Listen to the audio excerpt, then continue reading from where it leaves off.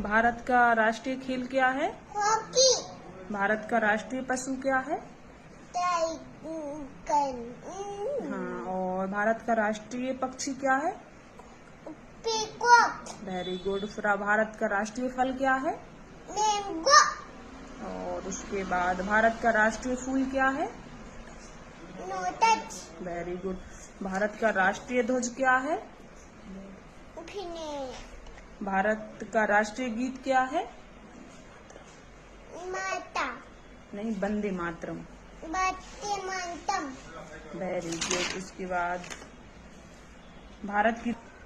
भारत की राष्ट्रीय पुस्तक क्या है? संविधान। भारत का राष्ट्रीय वृक्ष क्या है? बंगन। भारत का राष्ट्रीय मुद्रा क्या है? रुपया। भारत की राष्ट्रीय मिठाई क्या है? बंगन। मिठाई। जिलेबी।